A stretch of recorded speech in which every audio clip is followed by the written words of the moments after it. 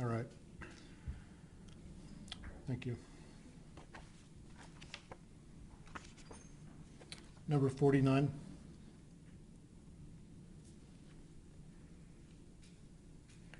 That is documented on my charting as a mouth scrape mark.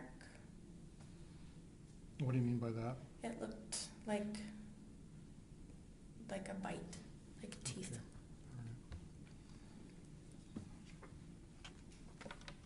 right. 50.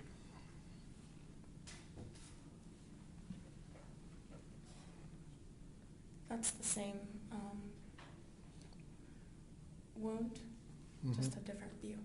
Looks like teeth marks. Okay.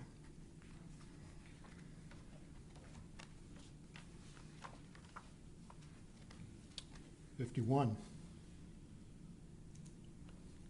That's his left arm, and it's documentation of some bruising as well as the field IV that he had that came out. Thank you.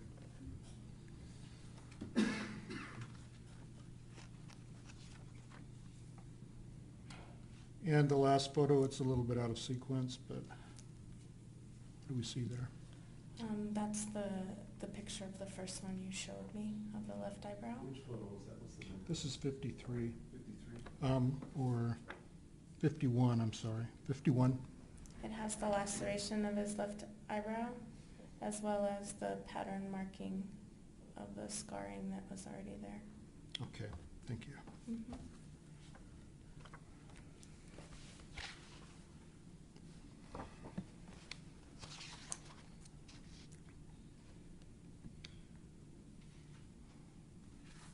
And Nurse Brown, you indicated earlier that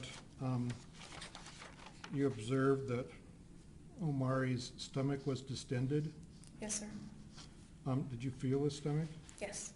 And how did it feel? Hard and rigid. Okay.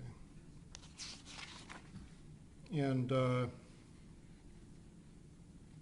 you also indicated that it was possible that the blood that was seen in the pictures, although it wasn't obvious when he first arrived, could have been from compressions. It could have been forced out of the body from compressions. Okay. Thank you. Pass the witness, Your Honor. Cross-examination.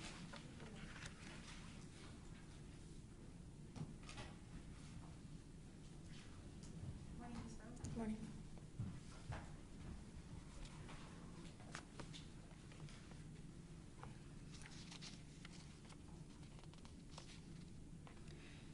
Now the pattern bruising, or that you qualified as some sort of old, maybe bruise or scarring that was located above the nipples, of Omaree's nipples, would it surprise you to hear that that was hyperpigmentation or a birthmark? Hyperpigmentation, no, because that just means that it's a darker color of skin. Okay. And if it was a birthmark, I've never seen one that looks like that. Okay. So hyperpigmentation and birthmark are different? Yes. Okay. And hyperpigmentation could be non-abusive, right? Could be.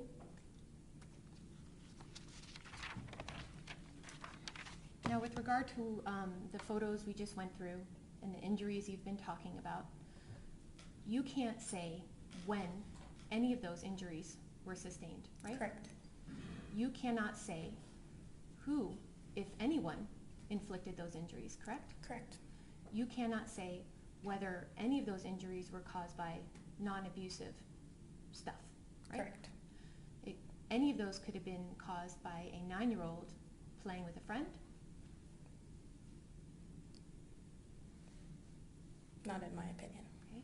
Falling off a jungle gym. A high jungle gym. Okay. Falling off his bicycle. No. His little brother or little sister hitting him. No. His mother hitting him. I don't know. Okay. Him playing football. I don't know. Soccer. I don't know. So you can't testify as to whether any of those injuries were abusive or non-abusive. Nope, just what I saw. And you have no idea how any of those injuries were caused, correct? No. or by who? No.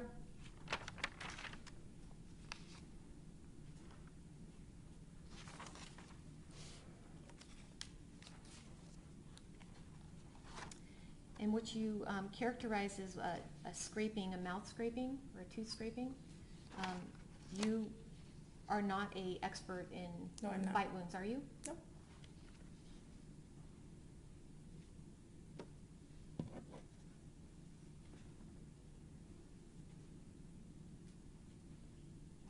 May I have a moment, Your Honor? Yes. Pass the witness. Read it right. Yes.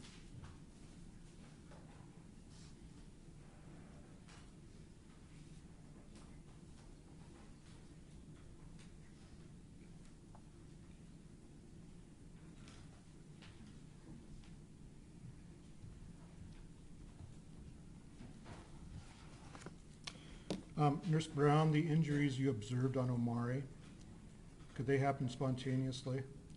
No. How do those kind of injuries occur? Some sort of injury. Your Honor, may we approach?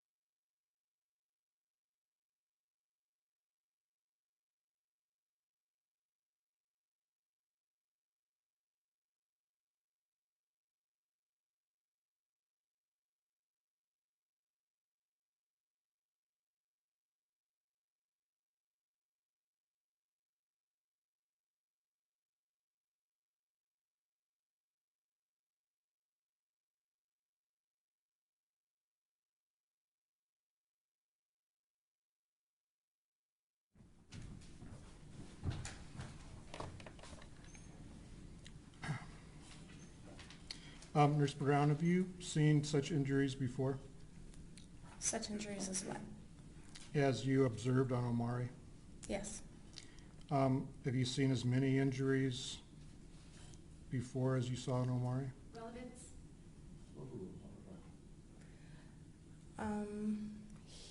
He had more pattern markings on him than I've ever seen in my career. And how many children have you probably seen in your career? I don't really know. I mean, we see, Hundreds? yes.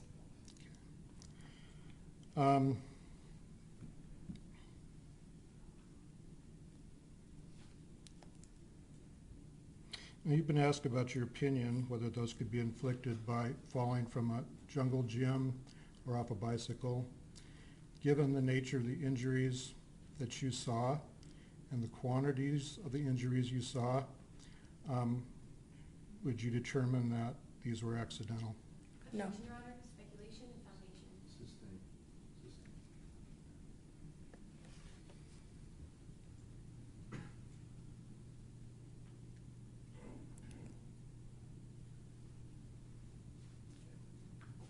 No further questions, Your Honor.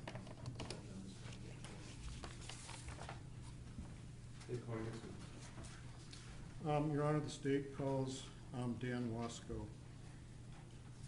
Judge, we should go back to work. Yes, is she released from subpoena, Mr. Marshall, Mr. Jensen? She is, Your Honor. Oh, thank you, Mr.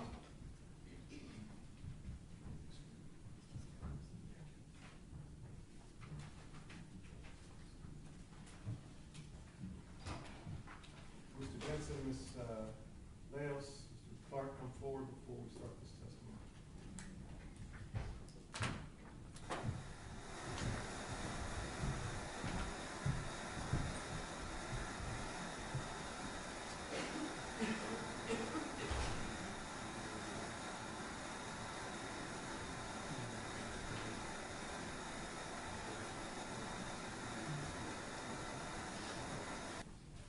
solemnly swear the testimony you're about to give to the court here this morning will be the truth on penalty of perjury today? I do. Okay, have a seat, please.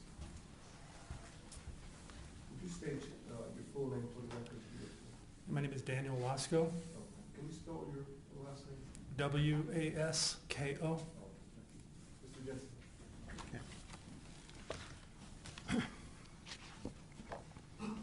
And Mr. Wasco, what is your occupation? I am employed by the Office of the Medical Investigator. My title is Senior Deputy Medical Investigator. And how long have you been in that position? 17 years. Okay. What did you do prior to that? I had worked briefly in law enforcement, and I had worked as a funeral director, and I had worked in the electrical industry many years ago. So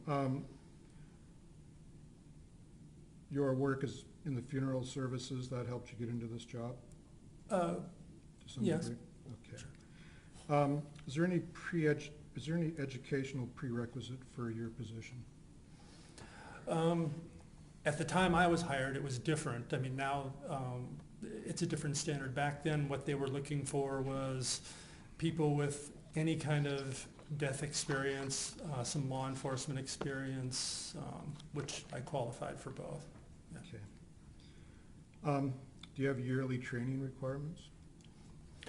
We do recertification every year, yeah, and we have,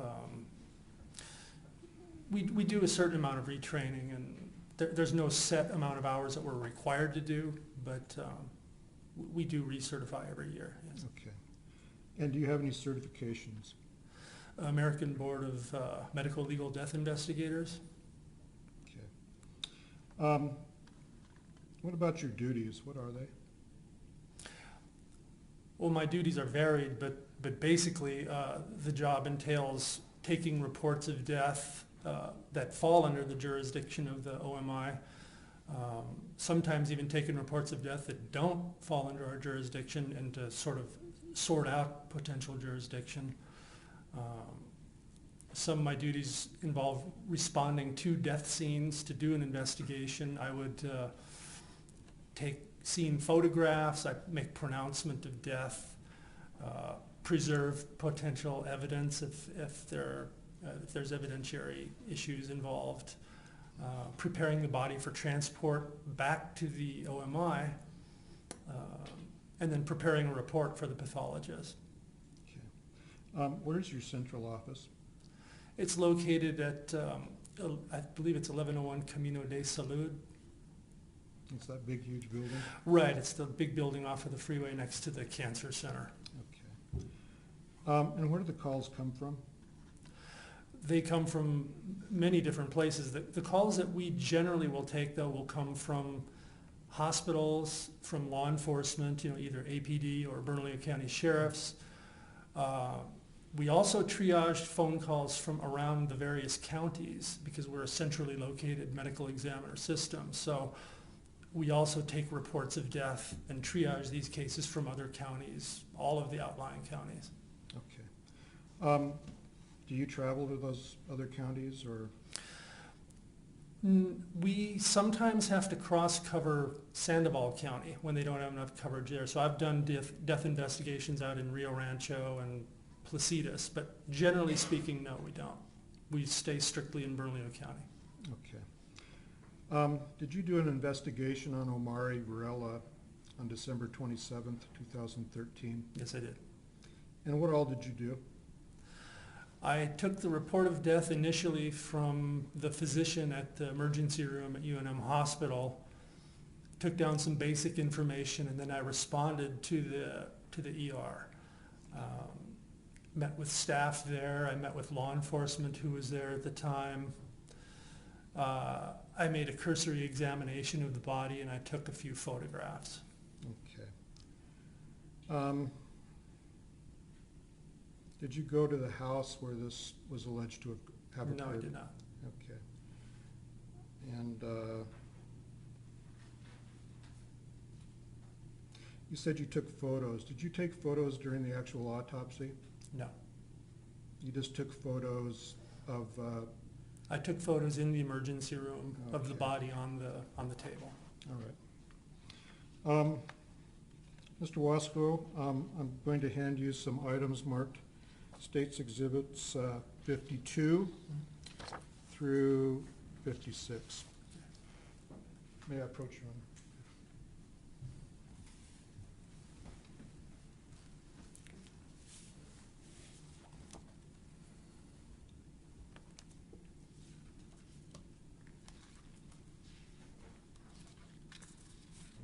All right. Do you recognize these?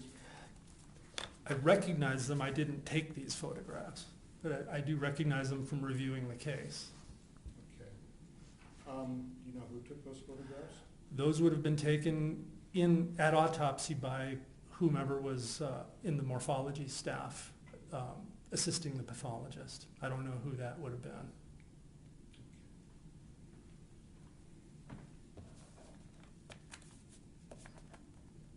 One moment, ma'am.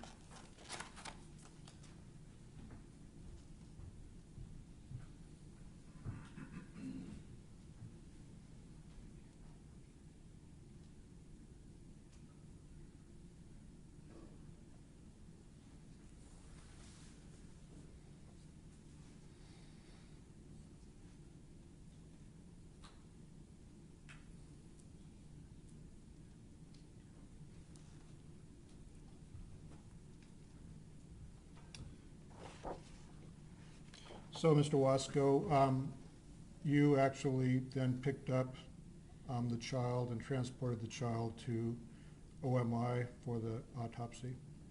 Well, the OMI doesn't actually make the transport. We have a contract carrier, which is Brookwood Transport, and I would have put a wristband, an identification wristband on the body, bagged the hands with paper bags to preserve possible trace evidence, and then we notified the transporter, and then Brookwood Transport is the people who would have actually placed the body into the bag and transported it to our facility. But you prepared the body for them prior Yes. to transport? Yeah. Okay. Pass the witness, Your Honor. Cross. Mr. Wasco, one of the reasons that you would bag the hands is to preserve evidence of, say, perhaps a struggle, correct? Correct. Because, and in your training, if you can't answer me on these questions, be sure and tell me, but in your training you've been taught, and you know from your experience many years in this field, that when people struggle, perhaps they can get skin or hair or some other organic matter underneath their fingernails or on their hands that might be useful later, correct? Correct. And certainly that can point us, maybe later if we're trying to determine out who someone was struggling with, that can give us evidence of who the conflict may have been with, or who somebody might have been touching or fighting with prior to their death in this case, right? Yes. Yeah, and that's why you bag the hands, right? That's why our hands are routinely bagged in cases like that, yes. To preserve evidence that might be useful later in determining who was involved in the struggle, correct? I imagine so. I mean, that's not within my purview. I'd follow the instructions. You know, that would be for the pathologist to decide or for law enforcement. But you know, and it's standard protocol for which you didn't deviate in this case, that the hands were bagged, right? Correct. Okay. No further questions. Pass witness. Redirect on that. No redirect, Your Honor. No. Mr. Wasco released from the subpoena? He is. All right, thank you, Mr. Wasco. Thank you. State call your next witness. Your Honor, the state would call Detective Michelle English.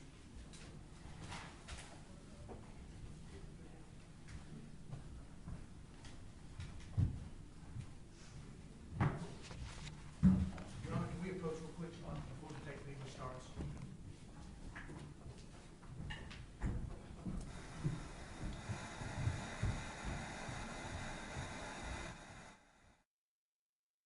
With the testimony about to the court this morning, will be the truth and the whole truth. Yes. Have a seat if you would. As you move up to that microphone, would you state your full name for the record, spelling both your first and last name? Michelle English, M-I-C-H-E-L-L-E, English, E-N-G-L-I-S-H. Mr. Jones. Ms. English, what is your occupation? I am a detective with the Albuquerque Police Department, Okay. And how long have you been with the APD? approximately 10 years. Do you have any prior law enforcement experience? I do not. Are you a certified law enforcement officer? I am. How did you become certified? I graduated from the police academy. And what jobs have you held with APD? My main job was in the field for 6 years and then 4 years in crimes against children. Okay. And are you currently with Crimes Against Children? I am. Okay. As a detective? I am a detective for the crimes against children unit. What kinds of crimes does this unit deal with? We deal mainly with physical abuse and sexual abuse of children. Okay. How do you qualify to become a detective with the Crimes Against Children unit? When a position came open for the unit, I submitted a resume. I interviewed and was awarded the position. Okay. Did you receive any specialized training? I have.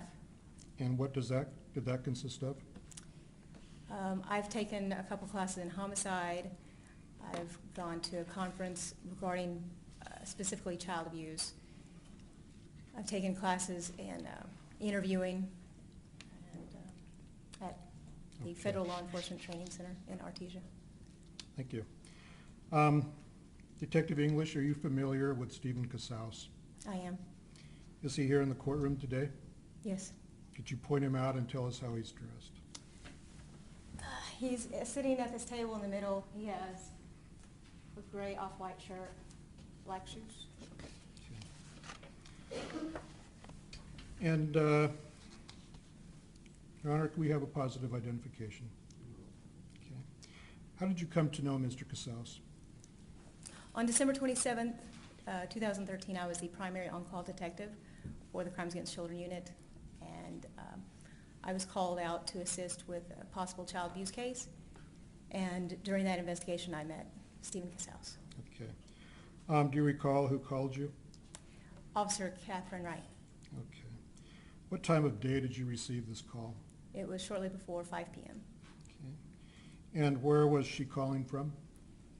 She's 4909 Comanche Road Northeast, Okay. This is in Albuquerque, New Mexico. Albuquerque, New Mexico. Okay. And what was the nature of the call? I was advised there was a 9-year-old child by the name of Omaree Varela who was unresponsive, transported to the University of New Mexico Hospital, and he was pronounced deceased. Okay. And what did you do when you learned this? I contacted my supervisor. Anyone else? I called the secondary detective, Andrew Quillman, and Detective Andrea Ortiz. Okay. And what did you do then? Then I went down en route to UNMH. When did you arrive there? It was right around 6 o'clock p.m. Okay. And did you meet with anyone there? I met with Nurse Kim Brown. Okay. And what did she do? She pointed out the injuries on Omaree's body. Okay. And what did you do next? I met with field investigator Eric Beckstrom and Officer Christopher Posha. Posha? Posha. Okay. And what did field investigator Beckstrom do? I'm sorry? What did F.I. Beckstrom do? He took possession of Omaree's clothing, which were already placed in a bag, and photographs of his injuries. Okay. What about Officer Posha? He followed the ambulance that transported Omaree from 1409 Comanche to the hospital Previously? previously. Yes, okay. Did he do anything after talking with you? He asked dispatch to send me 911 tapes. Okay. What did you do next? I contacted my sergeant and advised him of the injuries that I observed on his body. Okay. And what did you do then? Then I spoke with Sergeant Lena Diap. She's the criminalistic sergeant. Okay. Did you meet with anyone else at UNMH? Dan Wasco with the Office of the Medical Investigator. Okay. And you said you called Sergeant Lena Diap. What did she do? Who is she? She's the sergeant over the criminalistics unit, and she conducted a full criminalistics call-out. Okay. What does that mean? It's a unit that they drive the mobile crime van out to the scene, and they collect physical evidence from the scene. Okay.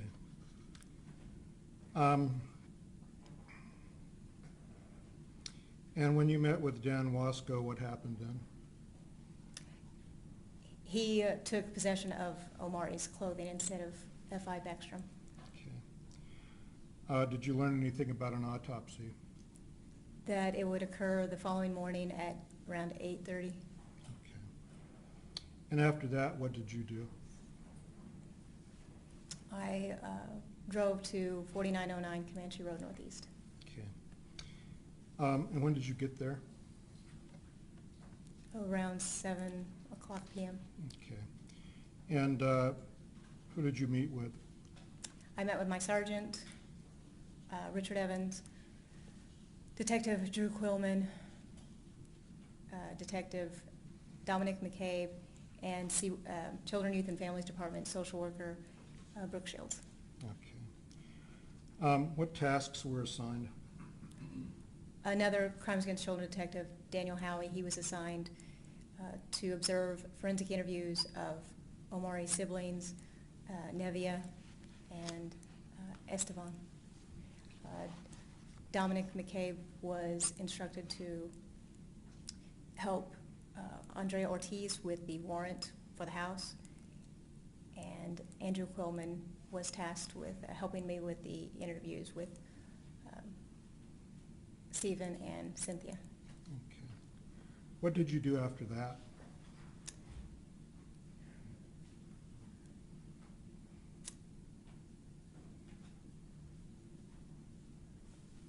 I believe I met with Stephen. Okay. And what happened with that meeting? I asked him if he was willing to speak with law enforcement at our main police station. And what did he say? He agreed. Okay. Did you meet Cynthia Varela Casaus, the mother of Omaree? I did. And what was your interaction with her? The initial officer, Kat Wright, she escorted me inside the house.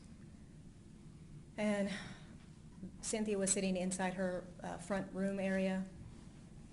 Officer Wright introduced me. I asked her basically the same thing, if she was willing to come down to the law enforcement center and be interviewed by law enforcement, and she agreed. Okay. And what happened after that? After that, we had a briefing inside the criminalistics van. And who reported, who gave reports? It was Officer Catherine Wright, Officer Pochi, and Jim Edison. Okay, good, thank you.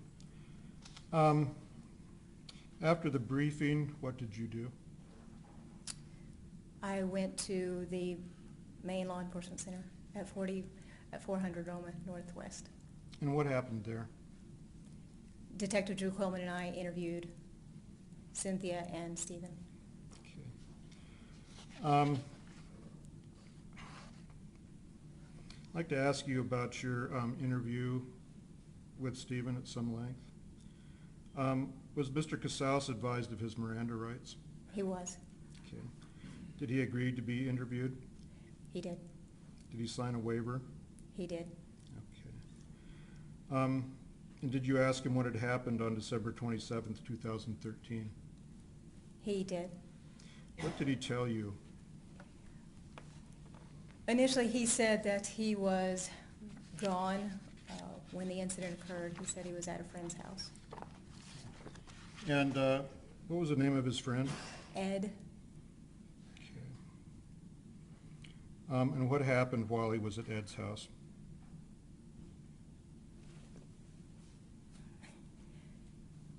he didn't go. I mean, it turned out to be a lie, so What did he tell you first happened when he was at Ed's house?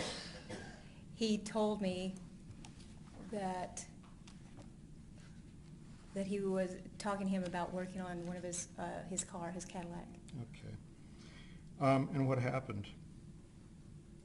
He said that after he was there for approximately 20 minutes, he received a telephone call from his wife, Cynthia, requesting he return to their home because Omaree was unresponsive. Okay. And what had happened with Omaree according to Mr. Casaus? That he had fallen off a bouncy horse, Okay. And what was his condition?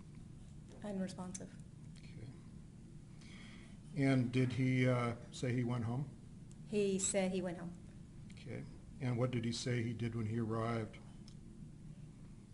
He tried to revive Omaree. Okay. How did he do that? He tried giving him CPR, tried giving him breaths, and put him in a cold shower. Okay. And what did he say he did then? After he was unresponsive from the cold shower, he carried him back to the bedroom and put oxygen, Cynthia's oxygen, on Okay. him. Did he say anything to Cynthia? He said he asked her what happened, Okay. Did he give her any instructions? to call 911. Okay. So, how did the day start out according to Mr. Casaus? I'm sorry. How did the day start out according to Mr. Casaus? When did he wake up? He said he woke up around 12:30 Okay. or 1. And what did he do then? He said he went to the restroom, washed his face. Okay. What did he do next? He said he called his friend Ed to talk about the car. Okay. What was Ed's last name? He did not remember his last name. Okay. And when did Mr. Casaus say he called Ed? A friend. When did he say, what time of day did he say he called him? He said he called him approximately, I think it was shortly after he woke up. I want to say 20 minutes. Okay. And then what happened? Then he said he went over to Ed's. Okay.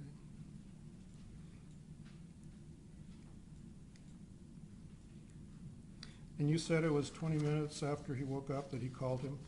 I think that's what he approximated, was approximately 20 minutes. Would you like to look at a transcript of your... That would be great. To refresh your memory?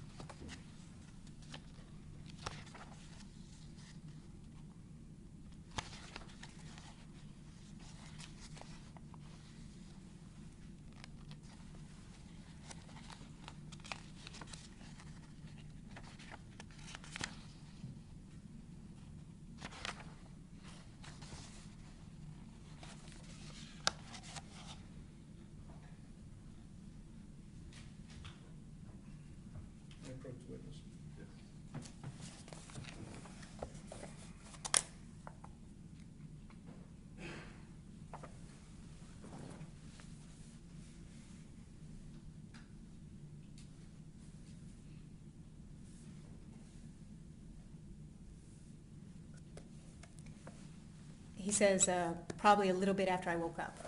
That's when he called him? That's when he said he called him.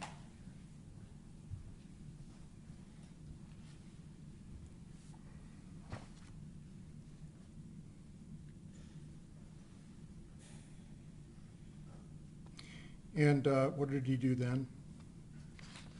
After about an hour, he left and went to Ed's. He said he went to Ed's. Okay. About an hour after waking up? After waking up. Okay. So if he woke up at 12 or 12:30, that would be about 1 or 1:30? Approximately. Okay. How long was he at Ed's, according to Mr. Casaus? Approximately 20 minutes. Okay. What happened then? He received a telephone call from his wife, Cynthia, advising Omaree was unresponsive and to return. Okay. Did he say what time that was, that he got that call? I think it was 2 or 2:30. Okay. What did he do then? He said he returned home. Straight home? He said he returned straight home. How long did that take him, according to Mr. Casaus? He said he lived in, his friend Ed lived in the neighborhood, so it was approximately 5 minutes. Okay. Did he say what time he got home? He did not know the exact time, but it was definitely before 3. Okay. What happened then? What did he do? He said when he came in the house that Omaree was on the floor next to the bouncy horse. And what did he do when he found Omaree in that condition? He tried to revive him, Okay. How did he do that? performed CPR. Okay. Did he do anything else? He put him in the shower, cold shower. Okay. And then what happened after that?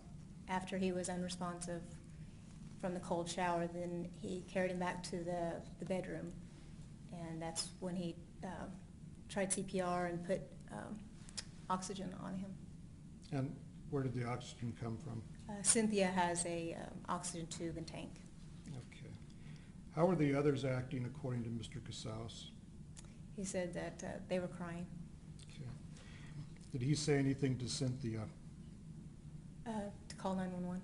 Okay. Was the ambulance called? Eventually. Okay.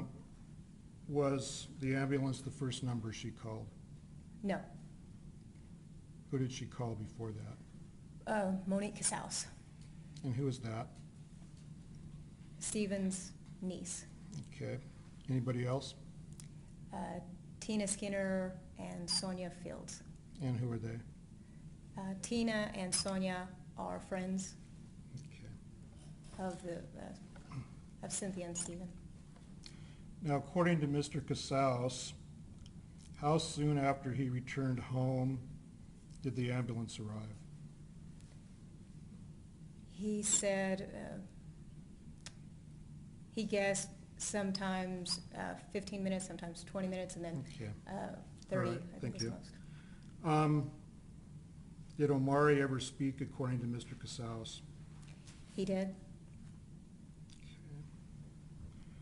And what did Mr. Casaus say that Omaree said? One point he said, "Daddy." Okay. According to Mr. Casaus, was Omaree breathing? He was.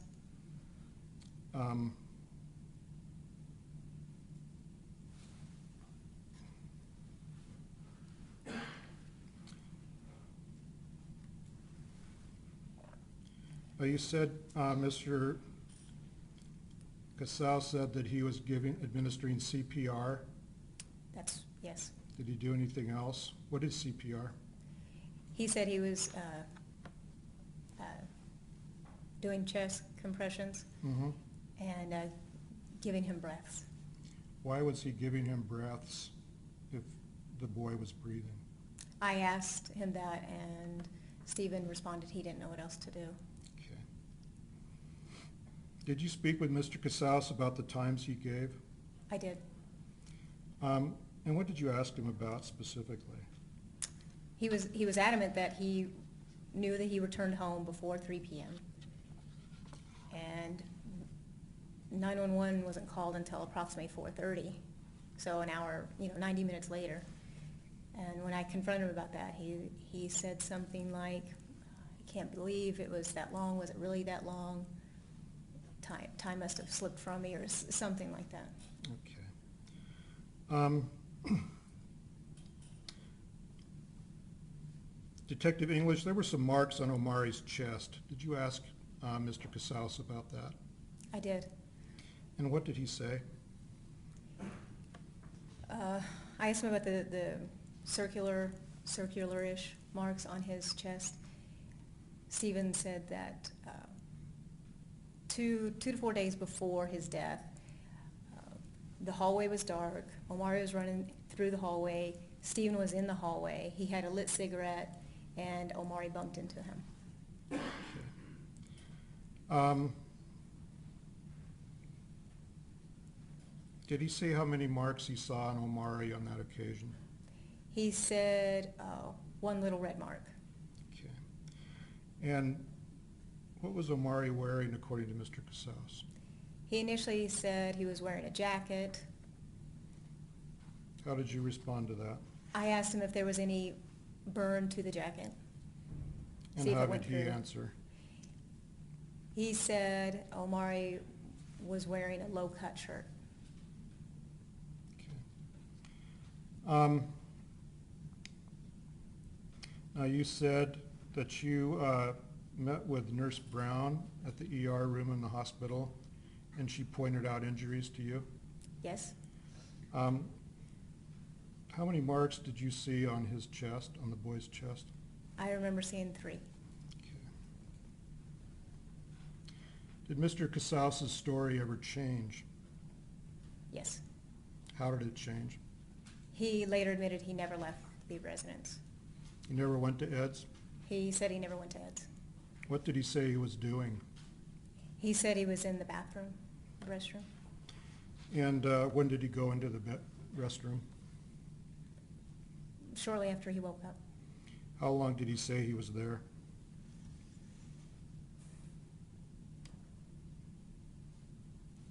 I think it was 20 minutes. Okay. And while he was in the restroom, what was going on elsewhere in the house, according to Mr. Casaus?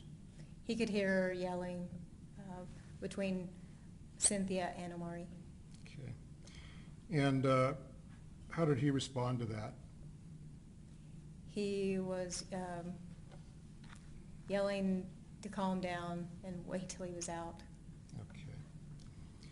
And what did he say he found when he actually did come out? Oh, well, he said one time he came out and he found Cynthia on top of Omaree yelling at him.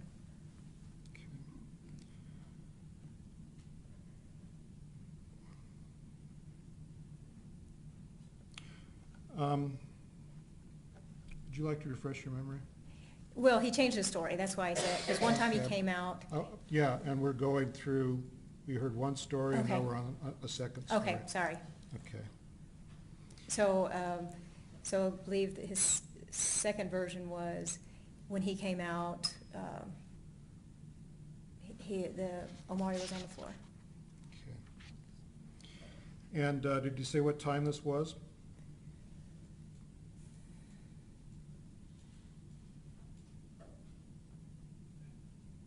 I can't remember. I think it was Would you like like to 2:30. refresh your memory? Yes, please. 45? Page 45? what?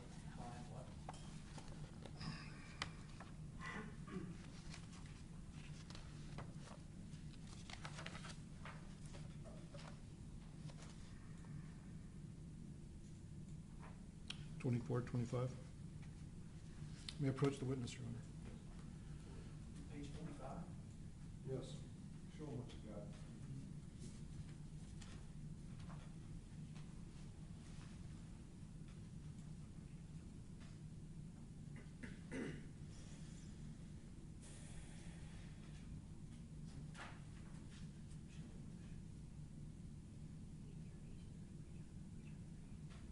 This is the tree.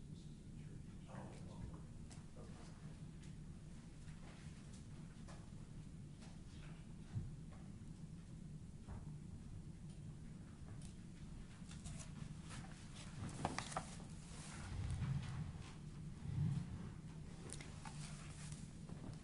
He said it was a little bit after he woke up, around 2:30. Now, didn't he say earlier that he woke up between 12 and 1? Yes. Okay. Now, in the second story, what happened then, after he came out and found Omaree on the floor? I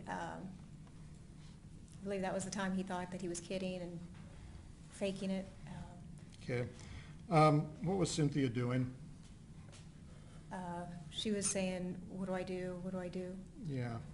And what did Mr. Casaus tell her to do? I believe he told her to call 911. Okay. And what did Mr. Casaus say she did? That's when she called Monique instead. Okay. And why did she do that? So Monique could come take her other 2 children. Okay. And what did Mr. Casaus say he did? Tried CPR, put him in a cold shower. Okay. And what happened after that? Because he wasn't responsive, tried CPR, put oxygen on him. Okay. Why didn't Mr. Casaus himself call 911? At first he said he thought Omaree was faking, he thought he could bring him back. And later he said, because he didn't know where the other phones were. Okay.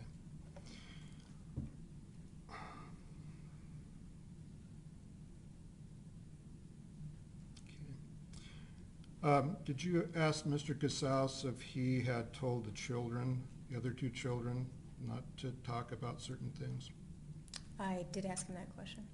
And what was his first response? Did you say his first response? His first response was, no, he denied coaching them. Okay. Did he change that response? He did later. And what did he say later? Later he admitted he told Nivea not to say anything. Do you remember what he said specifically? I don't remember specifically, but it was, don't say, everything will be okay if you don't say anything. Okay. Would you like to refresh your memory? Yes.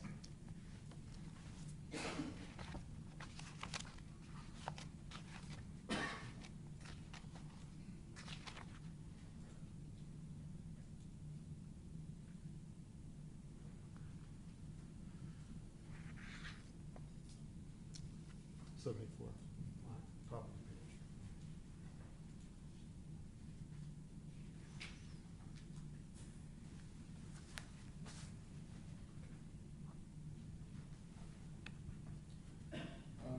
Specifically, probably 19.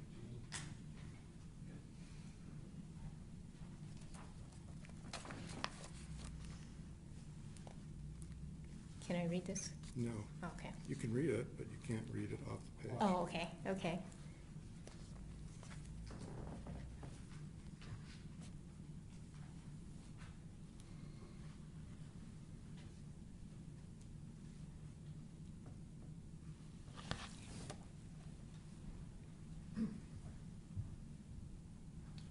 What did he say he told them? He said, don't say nothing, everything's gonna be okay, don't say nothing. Nothing about what? I'm sorry? Nothing about what? Oh, about what happened between Omaree and Mom. Okay. So what happened in the interview after that? Was there another change? Another change. Yes, yes, it was. And what was this change? He said, he still said he woke up at 12:30, went to the restroom, and in addition to using the restroom for its purpose, he was using heroin. Okay.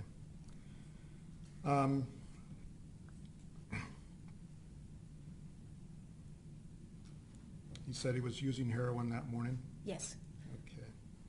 What happened while he was in the bathroom? He heard yelling, between Cynthia and Omaree.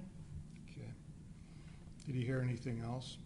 He heard, I believe he described it as tumbles and stumbles. Okay. Was Mr. Casaus, according to what he told you, was he in the bathroom the whole time? No. So what did he do? He said at one point he came out and Cynthia was on top of him, telling him, yelling at him. Yelling at who? Omaree. Okay. And Stephen just told her to relax. He would deal with it when he was done, just to let him focus. What happened after you returned then to the bathroom? He heard yelling, tumbles. Okay.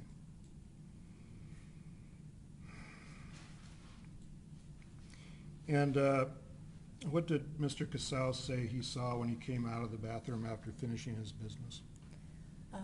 Omaree was on the ground, on the floor. Okay. And this time, what did he say about the condition of Omaree? He was unresponsive. Okay.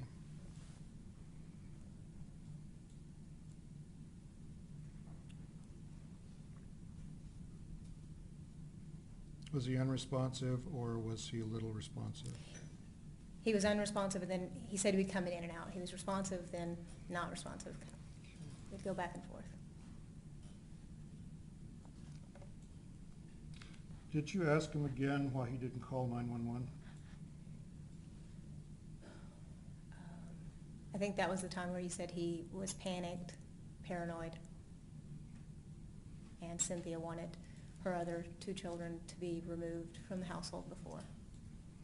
Did he say anything else about why he didn't call 911? Paranoid, scared. He didn't know where the other phones were. That was one response that he gave. He didn't know where the other phones were? Right. Okay.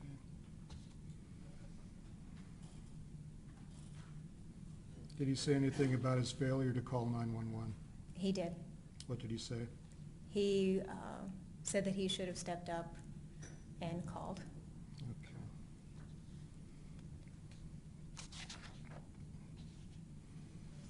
What happened after the interview with Stephen Casaus? Cynthia was interviewed again. Okay. And what was your involvement with this case after these interviews? After the interviews with Cynthia and Stephen, the following morning, or actually it was that same morning, so December 28th, I went to the autopsy. Okay. When did you arrive there? A little before 8:30. Did you observe the whole thing? To me, the whole thing is from when they put the body on the table to when they zip up the bag. So I didn't stay when they zipped up the bag, but I stayed for the vast majority of the autopsy. Do you remember or recall anything in particular about the autopsy? Yes. What was that? I remember they had a black ladle. It was Objection.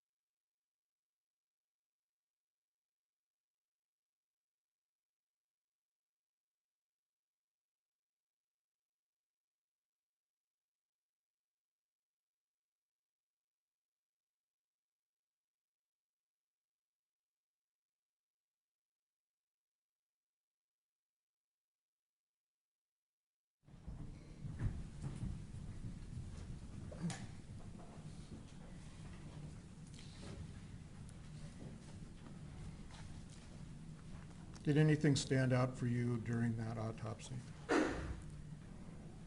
Yes. And what was that?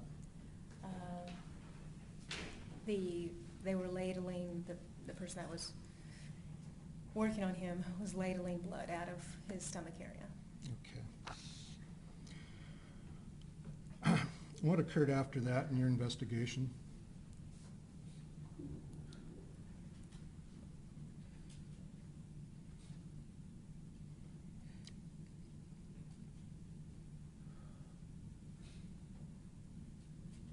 Did you attempt to call any other possible witnesses? I know I attempted to contact Monique, and I contacted Tina Skinner and Sonia Fields. And did you conduct interviews with them? I did. Okay.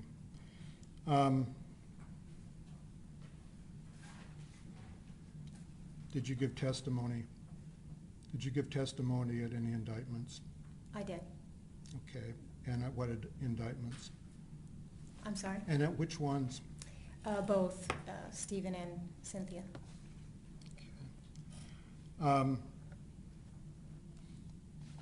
Did you learn any more about the findings in the autopsy? I did. Okay. And how did you get this information? There was a briefing with, at the OMI office, Office of the Medical Investigator, with the DAs, CYFD, and law enforcement personnel. Okay. Do you remember the doctor's name? I'm going to butcher it, I'm sorry, Dr. Upco, or Upco. Upco. Okay. Did anything else happen in this case? Yes. What was that? Later, I received a referral from the Children's Youth and Families Department regarding Nevia. And who was Nevia again? Nevia is Omaree's sibling. Okay. And what was this regarding? She was making additional disclosures About what? about the night that Omaree died. Okay. And what did you do? I scheduled another forensic interview. Okay.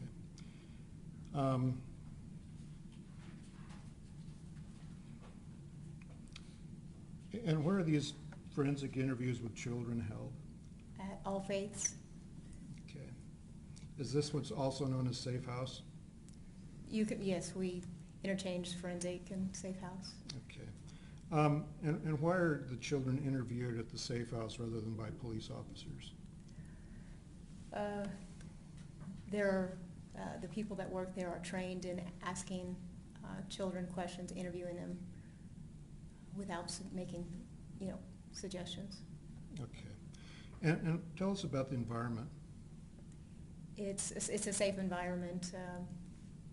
The only people in the room is the child and the interviewer. A detective usually watches from closed circuit television. Okay. And were you present observing in another room? Yes, I was. Okay. Who's in the room with the child during the interview? The interviewer. Just the interviewer? Yes. Okay. Well, interviewing the child. Okay. All right. And again, why do we do this? Why is this done rather than having officers interview her, a child? Well, children, they can be scared of law enforcement, so you want someone that they feel comfortable with. They get in a room with some toys, so it's just more of a one-on-one, and we just watch from a different room.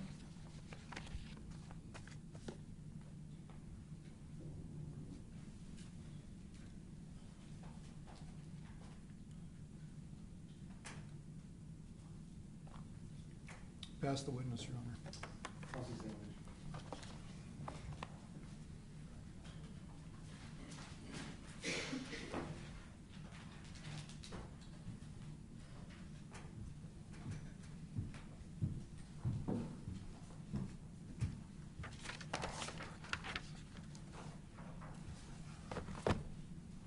Good morning, Detective. Good morning.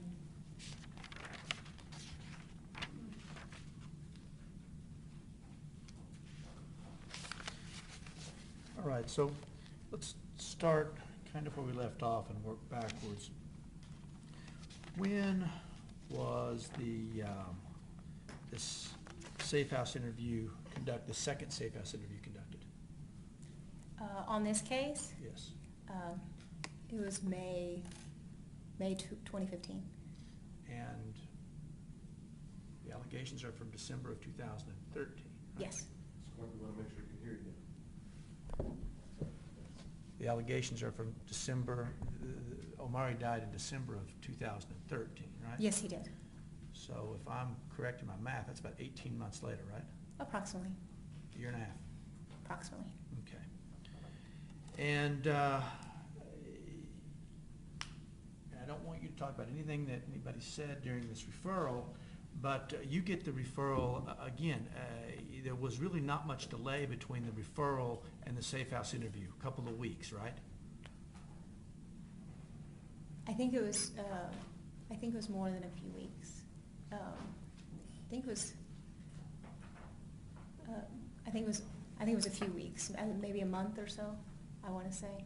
Any particular reason that law enforcement would wait a month to do a safe house interview of a 5-year-old who's making new allegations? That was my bad. I scheduled it earlier, and I forgot to tell the child's family to transport her, so it was my bad. So about a month delay, though, you're saying, right? I think it was about a month. Okay. So the second disclosure, this disclosure is made by the child about 17 months after Omaree's death, and the safe house interview is about 18 months later. Is that correct? I believe that sounds right. Okay, very good. Now, let's talk then for a moment about the indictments you talked about. You testified first at Cynthia Varela Casaus' grand jury, correct? I did. And that was when, if you can recall? I don't remember the specific date. Okay.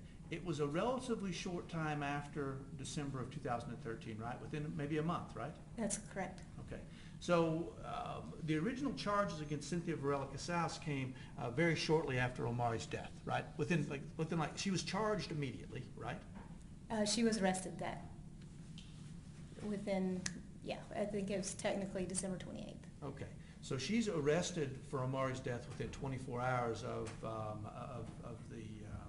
she's arrested for his death within about 24 hours of his death, right? Yes. Okay.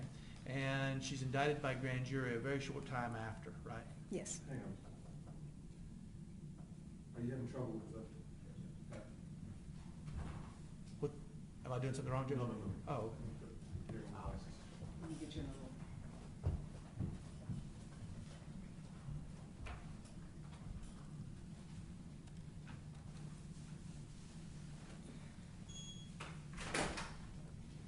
Judge, will you inquire if I'm blocking the jury from seeing the witness? Yeah, I'm seeing Mr. Crumble.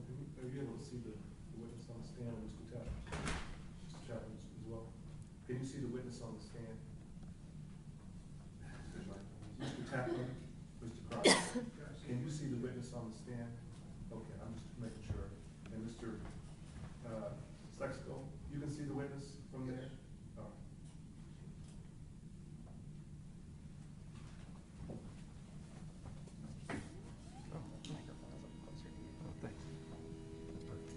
That might help us to be able to hear you. Yeah. The curse of being tall. Is that working for you, Mr. Secretary? Okay. All right. May I continue, Your Honor? Yes, sir.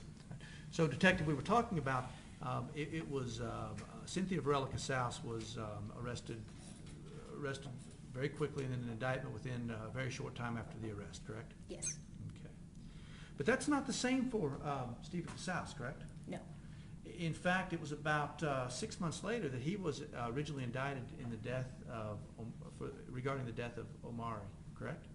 Yes, it was a significant amount of time. Significant amount of time. And will you agree with me, officer, that there was a tremendous amount of media exposure between the time that Cynthia Varela Casaus was arrested and indicted until the time that that my client was Objection. indicted? I don't hear it. I Objection. see it. Okay. Relevance? There was a tremendous amount of media exposure between that time, right? Yes.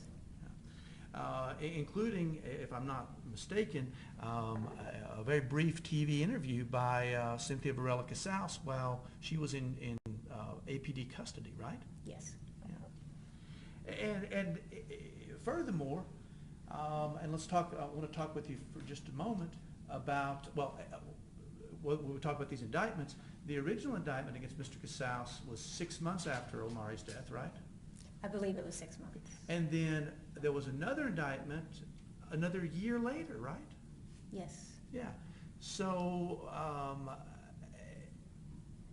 and now we're here today. Yes. Okay. On the day that Mr. Casaus and Ms. Varela Casaus were interviewed, they were placed in the back of the police cruiser separately and taken to APD to be interviewed, right? That's correct. All right. And you'll agree with me, I think, that the protocol before you interview any suspects, or the protocol, at least in field officers and the detectives, is to keep everybody separated, right? That's correct. And I'm assuming that that protocol was followed in this case, right? Yes. And you're aware that after life-saving personnel and field officers and then other officers arrived on the scene, that Mr. Casaus and his wife were separated, right? Yes. Yeah, and not only, I mean, there's a practical purpose for that, right? Yes. The practical purpose is so people can't kind of concoct a story, right? That's correct. Because you certainly wouldn't want two suspects or two people involved or even two people at a scene having the chance to communicate prior to law enforcement being able to talk to them, right? That's correct. And sometimes that's just it's a precaution, and the people who are being separated might have nothing to say to one another, but sometimes they might both be involved, and you want to keep them separate so they can't concoct up some sort of alibi or story, right? Yes. Okay, and so you know that procedure was followed.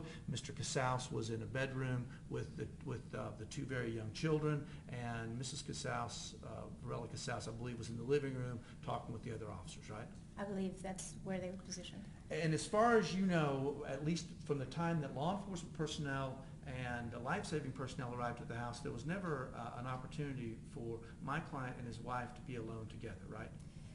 So you said after law enforcement arrived? After law enforcement arrived. Okay, that's correct. Now, you can't testify about what was going on in the house beforehand, right? No. And to ask you to speculate would ask you to be some sort of seer, right? You don't know. I'm not psychic. Okay.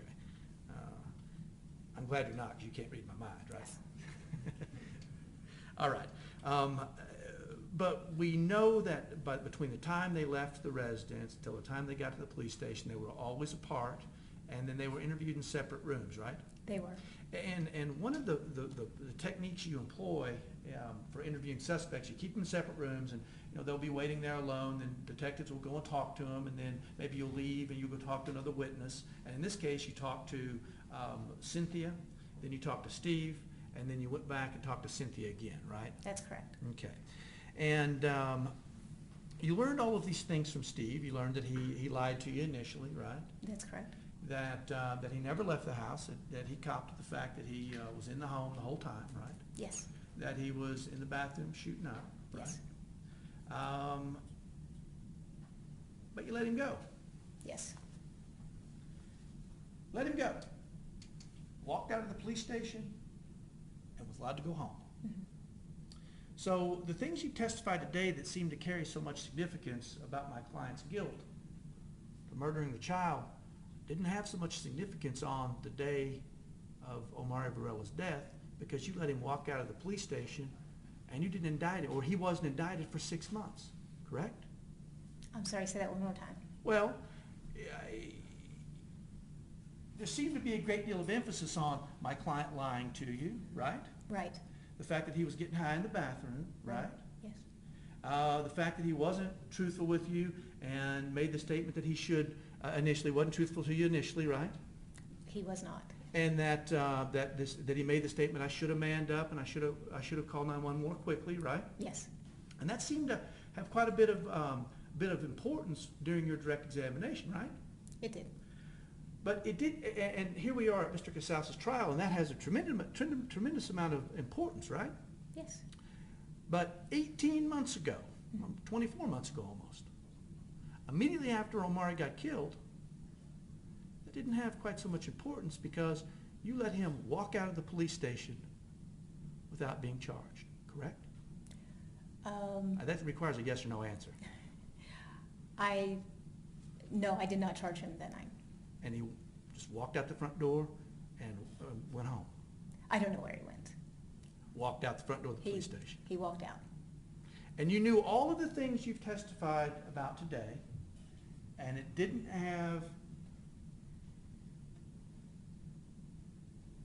not result in him being charged at the time, correct? Well, the night of his death, At the time, when I say at the time, I mean at the time of Omaree's death, on the 28th of December. well, he died on the 27th. Right, and by the time he was interviewed, it was on the 28th, right? Yes, very early on the 28th. The autopsy wasn't done until later that day.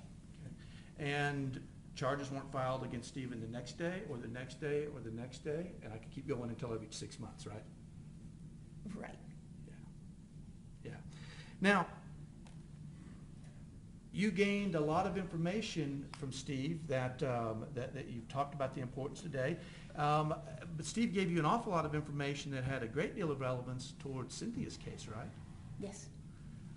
And you've talked about that he was in the bathroom, right? He told you he was in the bathroom. He did. That they started what generally it sounds like kind of a normal day. Everybody got up. He's in the bathroom. He hears Cynthia screaming at Omaree. Yes. Right. Comes out of the bathroom. Kind of tells him to stop, or based on Steve's wording, tells him to stop or tells her to stop, and that he'll deal with it when he gets done, right? Yes. And then comes back out and finds Omaree to be unresponsive, right? That's correct. Okay.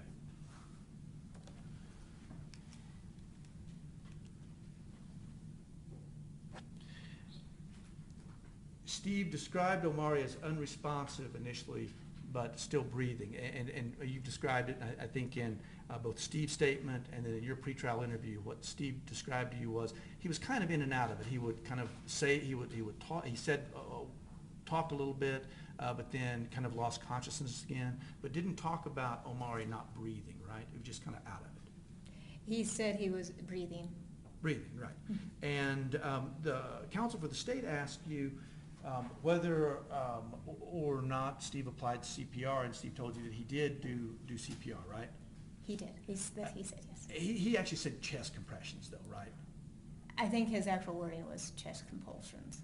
Chest compulsions, which is certainly indicative of someone who isn't well trained in the field of medicine, right?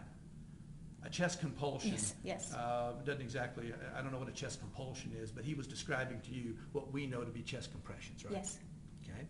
And other life-saving measures that Steve told you he employed included applying oxygen to Omaree's nose with an oxygen tank that was available in the house, right? Yes. And you're well aware that there were oxygen tanks available in the house, right? Cynthia had one, yes. Cynthia, actually more than one, I think. If you, there was oxygen in the house, right? Okay, I only saw one. Okay. And you, as lead detective, are well aware of the photographs of the bags of ice, right? I don't remember the bags. I know ice was put on his stomach. Okay. Well, let me ask you, as lead detective in this case, presumably you have access to the whole file, right? Yes. Now, this was a fairly big file. Yes. Right. And would you be surprised to learn that there are photographs from the criminologists from the major crime scene unit of bags of ice, unmelted bags of ice, near the body, near where Omaree was found by rescue personnel? No. And would you be surprised to know that there are photographs of cold compresses, like one that you stick in the refrigerator to let it cool? You know what I'm talking about? Projection. I can't see it. Use the stating what came forth. I'll restate that. I'll restate the question. Are you aware, detective, that a cold compress was found on the king size bed in the master bedroom where Omaree was discovered? Cynthia said that she used it, put ice on his stomach. Okay, and I guess this begs the question, but have you seen the photograph of the cold compress that was photographed by a major crime scene? I don't remember the cold compress. Okay.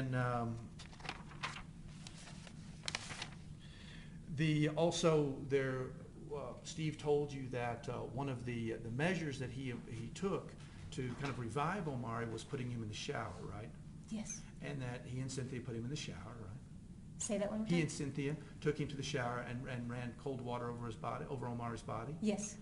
And you've had the opportunity to review, talk to the nurse, Nurse Brown in this case, right? Yes. And I believe one of the observations that Ms. Brown may have given you was that the body was clean, right? Clean. I don't remember her saying the body was clean. Okay. Did you look for evidence that maybe the shower had been run? I did not go in the house. Okay. Do you have any reason to believe that the shower was not run, either from photographs or from talking with other witnesses? Did you ever have any reason to doubt Mr. Varela's story, No. Mr. Casaus' story? No.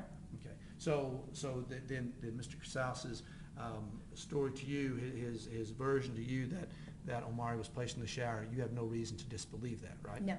Nor do you have any reason to believe that Mr. Casaus applied life-saving measures, CPR or oxygen. You have no reason to disbelieve that, right? No, I don't. Okay.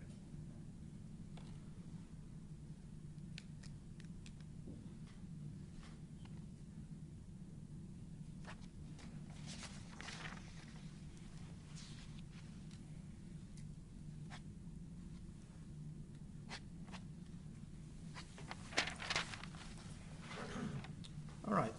Now, Mr. Casaus, like we've already established, he wasn't forthcoming with you about his whereabouts during during his first version of the statement, right? That's correct. Okay.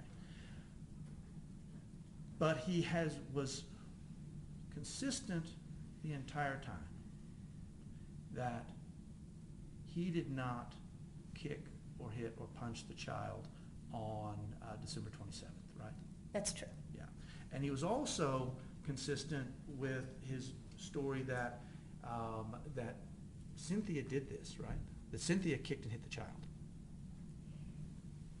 Initially, he said that Cynthia said that he fell off the. That's right. I apologize. I don't. Please forgive me. I don't want to sound like I'm misleading you. That Cynthia initially told Steve that the child fell off the bouncy horse, this metal horse we've seen pictures of, right? Yes. Okay. But Steve relayed to you that Cynthia, while initially that first story that turned out not to be true, that she admitted becoming very angry with Omaree and kicking him and punching him. Correct? Yes. Okay. And over, Steve denied placing his hands on the child on December 27th, and over told you this is what Cynthia told me, that she got angry with Omaree, that she lost it, that she lost her temper, that she is the one who applied these very the fatal blows to the child, right? He didn't say fatal blows, but he said kicks, patatas. I interjected fatal blows because we know that the child died. Oh, okay. Okay. And let me ask you about one thing. So one of the things as lead investigator, you're responsible for making sure that things get tested, right? Yes. Okay. And when a body, whether it's in this sad case or whether it's in the other case, when a body goes to the office of the medical investigator, it is protocol to bag the hands, correct? OMI is responsible for the body. Okay. Well, in your experience as a lead detective, evidence that is discovered on people's hands is oftentimes very helpful in any investigation, particularly a homicide, right, where there are struggles involved? Yes. Yeah. And especially DNA evidence based on your experience has come a long way during even the course of your career, has it not? It's very good. DNA evidence is spectacular. Mm-hmm. Sometimes I hate it because it's something I have to deal with that is very damaging for my clients. And likewise for law enforcement, DNA is something that is very beneficial to law enforcement, correct? Yeah. Okay, I'll rephrase the question. Detective, DNA is a tool, DNA analysis is a tool for you to use that's absolutely invaluable in your line of work, correct? It's valuable. Yeah. And it's something that whenever, especially when there's a dispute about whether or not someone's involved in in a case, DNA can give you lots of guidance as to whether that person was involved or not, right? It can. Whether it's a sexual assault, or whether it's a fight, or whether it's a homicide, whatever it is, when there's a question as to whether or not someone either engaged in a fight or touched or had intercourse with, these are all times that DNA can be of utmost importance, correct? DNA can be very helpful. Okay. And in this case, do you have any reason to believe that Omaree Varela's hands were not bagged? In my 4 years of CACU, I've never instructed OMI how to handle the body. Okay. Now, was there anything in this case that would not have prevented perhaps the fingernails of Omaree Varela to have been scraped? Is there anything that would That would have prevented it, right? No. Okay. And now, the question is whether or not who killed Omaree, whether it was just his mother or whether it was his mother and his father, right? That's the question before the jury. Yes, that's one of the questions. And don't you think it would have been helpful perhaps to the finder of fact, the jury, to have explored whether or not Cynthia Varela Casaus' DNA, maybe skin or whatever, was under Omaree's fingernails? I imagine, yes. Okay. And likewise, for Stephen Casaus, wouldn't it be helpful, since the allegation is that my client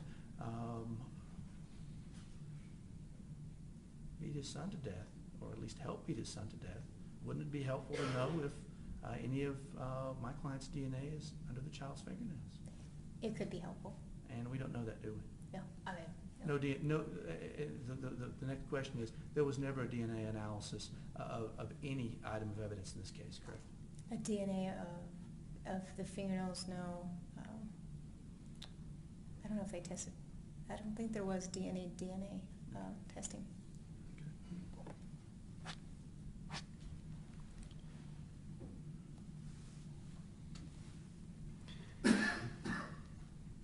And based on your interviews of Stephen and Cynthia in the early morning hours of the 28th or late hours of the 27th, you believed you had your person. You believed you had the person in custody who had killed Omaree, correct?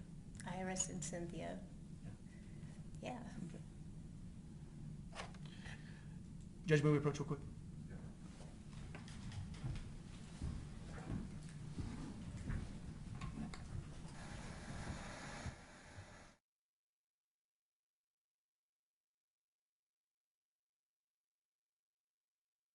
Have you back downstairs at 1:15, so it's about an hour and a half.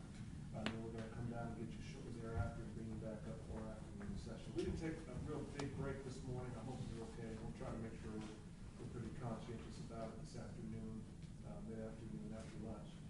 So go enjoy lunch. Make sure your notepads are kept in the jury room. Take your personal belongings with you, and then we'll see you after lunch. Please rise.